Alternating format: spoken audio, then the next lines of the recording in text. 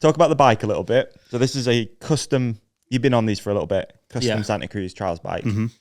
Is there anything specific that's changed over the years?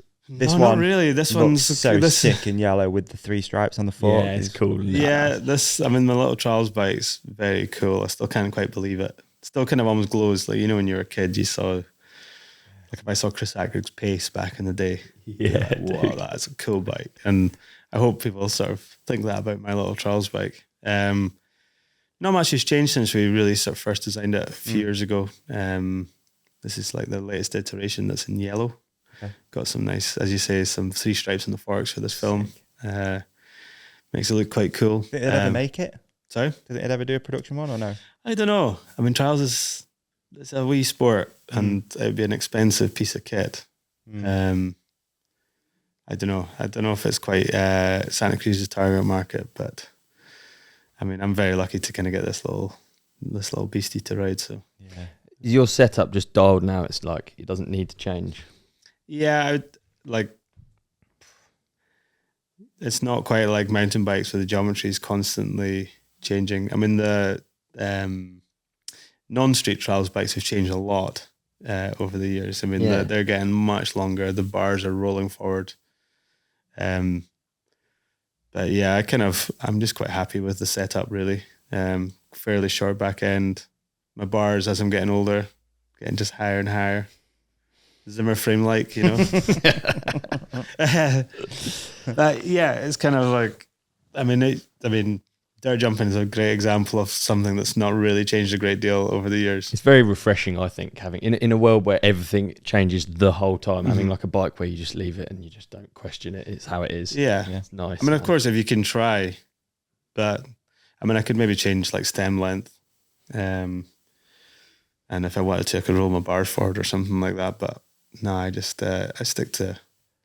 I went up 15 mil on my bar rise the other day. This is a bike that's just getting old, mate. You're getting on. But to counteract it, I took a stem spacer out.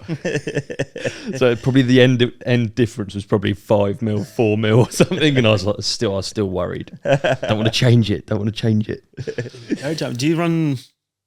I'm always amazed at how low the bars are on the slope bikes. Because I would say dirt, but like, where do you kind of run? What kind of? Well, I think a lot with the slope bikes, because I thought this, I was like, why are they all running 20 mil rise bars? But I think it's because they've got the detanglers, the gyros, and they're like quite big, bulky things, the hydraulic ones. So then they end up with like a massive head tube. Okay. But I worry about it because on a jump you pull up a lot with, it's like your whole body pull up in order to go high. And I think if I move my bars too high, you get less like leverage almost, which it makes sense. I'm probably not the person to talk to about it, but like it means something. Yeah. It's just the kind of, it's more the leverage. I mean, obviously it's not affecting like ML or something like that. But I remember every time I get on somebody's dirt bike, I just feel like, oh my God, this thing feels terrible. High BB, low bars. Or just, they're really, really like, there's not much power in it, but of course, it's just not meant for bunny hopping on things, you know. No, true.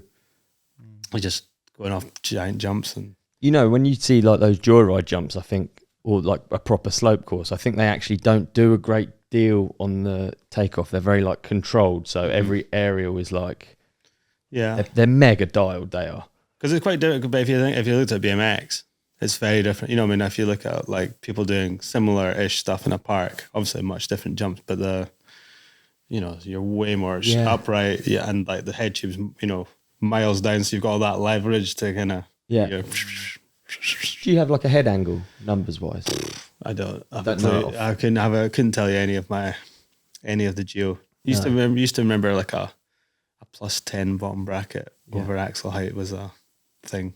Yeah, but I don't get bogged. Tire inflation numbers.